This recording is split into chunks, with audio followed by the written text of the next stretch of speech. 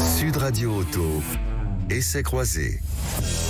Chaque dimanche, Sud Radio et ses partenaires de Mobility TV reviennent pour vous sur l'actualité du marché de l'automobile. Aujourd'hui, on parle de ce qui sera peut-être une des solutions de mobilité du futur dans les grandes villes, que ce soit à Bordeaux, à Marseille, à Toulouse ou à Paris. On parle de Circle, qu'on vous présente avec l'un de ses cofondateurs. Bonjour à vous, Alain Di-Duca.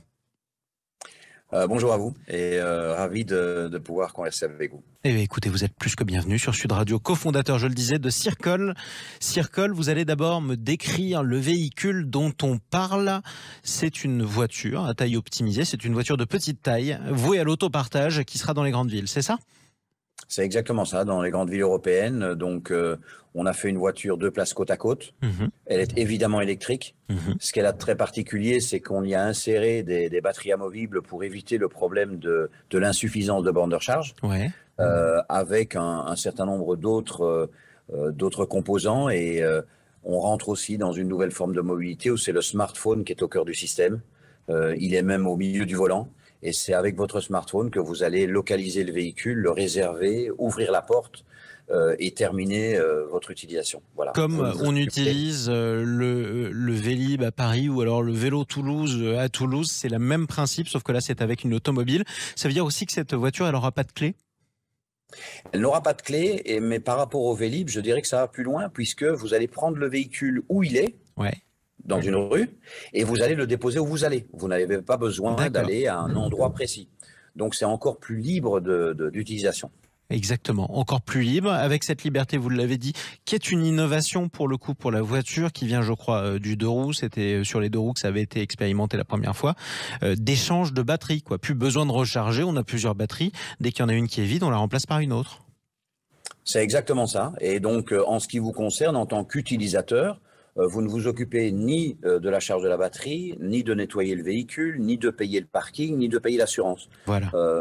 Voilà, tout est débité automatiquement. Simplement, ce sera à hauteur de grosso modo 35 cents par minute.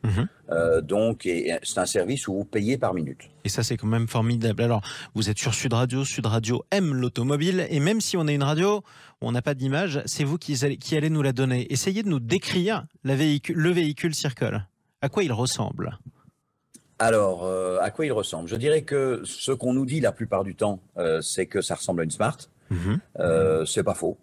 C'est pas faux parce que c'est la même longueur qu'une Smart. C'est juste un petit peu plus étroit qu'une Smart, sauf que on a tellement travaillé l'intérieur qu'on a l'impression même d'avoir plus d'espace que dans une Smart. C'est un intérieur très clair.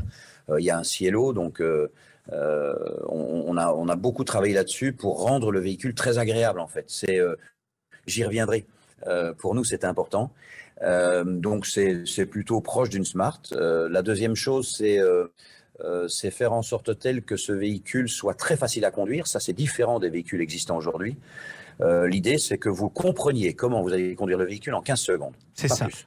En 15 secondes, ça doit être beaucoup plus simple que les autres. Malgré tout, elle ira jusqu'à 70 km/h, cette voiture. Ça veut dire qu'il faut quand même le permis pour la conduire ?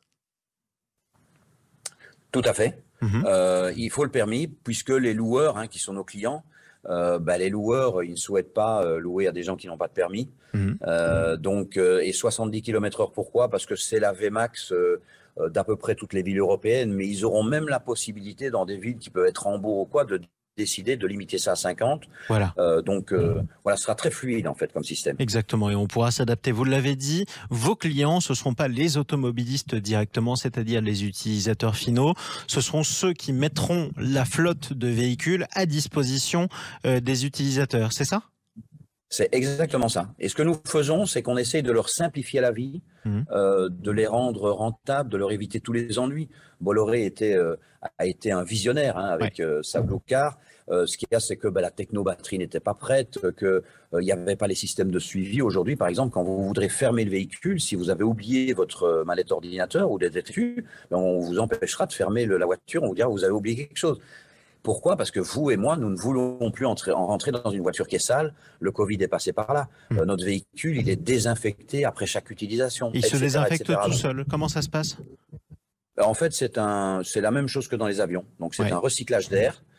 qui enlève, selon l'OMS, avec qui on a travaillé ça, plus de 85% des bactéries, ce qui est déjà pas mal. C'est de dire, après chaque utilisation, on enlève 85% des bactéries. Donc, voilà. Et c'est quand même formidable. Vous serez présent avec cette voiture Made in France, Circle, et je le redis, Made in France, vous serez présent au CES de Las Vegas, qui est quand même la grand-messe mondiale des nouvelles technologies. Ce sera début janvier.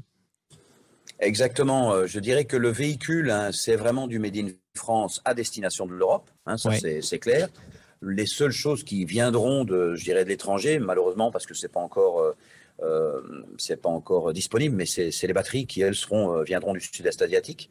Mais tout le reste, que ce soit carrosserie, châssis, n'importe quoi, tout est du Made in France. Voilà. Et justement, une actualité intéressante en plus, ce sont des micro-voitures, on peut les appeler comme ceci. Et vous voulez des micro-usines pour les produire. Comment ça se passe ?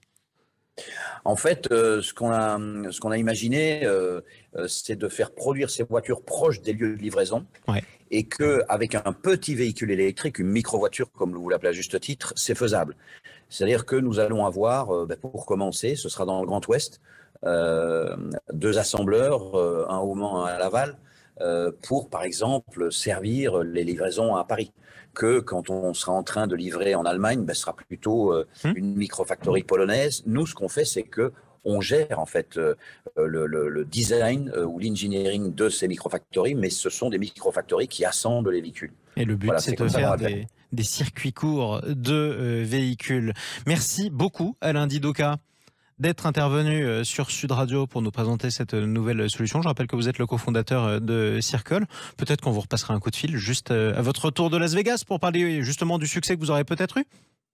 Avec plaisir en tout cas, et merci de nous avoir invités. Avec plaisir. Sud Radio, l'œil de l'IFOP. Bonjour François Cros.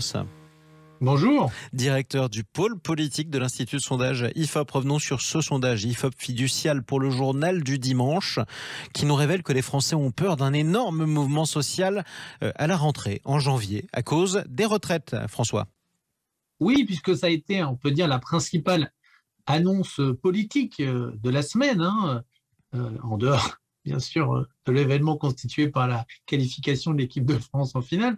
Mais ça a été bientôt cette surprise qui fait que le 12 décembre, Emmanuel Macron a annoncé un report de la présentation de la réforme des retraites qui devait avoir lieu le 15 décembre et il a décidé de la reporter au 10 janvier, impliquant notamment tout un ensemble de débats parlementaires qui devraient s'étaler jusqu'en mars. Et donc, la raison officielle de ce report, c'est que un certain nombre de partis ont changé de direction, comme Europe Écologie Les Verts ou alors les Républicains avec un nouveau président, Éric Ciotti, et qu'Emmanuel Macron, disait-il, voulait leur laisser le temps à ces nouvelles équipes de pouvoir discuter du projet. Donc, rendez-vous remis début janvier, et c'est là que les Français s'inquiètent. Oui, on a clairement le sentiment que les Français, très massivement, 78%, d'après cette enquête, pensent qu'un conflit social de grande ampleur va avoir lieu au premier trimestre 2023, c'est-à-dire juste au moment de cette session parlementaire qui sera consacrée à cette nouvelle version de la réforme des retraites, vu que je vous rappelle que, pour tous ceux qui s'en souviennent, avant le premier confinement, nous avions déjà vécu une période d'intenses conflits sociaux, notamment dans les transports, durant l'hiver 2020. Exactement. Qui s'était justement arrêté au moment du vote de cette réforme, qui était une réforme systémique beaucoup plus ambitieuse, mais qui finalement a été suspendue pour se réduire aujourd'hui à une réforme beaucoup plus technique, beaucoup plus financière, qui repose principalement par un changement d'âge de départ à la retraite. Exactement. Résultat, les Français pensent qu'il y aura des blocages, notamment dans les transports. Qui sont les Français qui ont le plus peur et qui sont ceux qui ont le moins peur de ce mouvement social ? On a notamment les franciliens, vous savez, qui sont beaucoup plus dépendants que la moyenne des transports en commun. On sait bien justement qu'en 2020, et pas seulement qu'en 2020, lors des différentes bataille autour de la retraite et notamment de la réforme des régimes spéciaux que peuvent être les régimes de la SNCF ou de la RATP, c'était en particulier dans les grandes métropoles et dans l'agglomération parisienne qu'on avait souffert le plus des effets de ces conflits. Eh bien, en tout cas, on verra au mois de janvier, début 2023, si les Français parviennent à conserver leur titre de champion du monde des mouvements sociaux. En attendant, l'autre, le vrai, celui qu'on attend pour ce soir. Merci François Cros. Merci. Directeur du pôle politique de l'IFOP. À un prochain dimanche.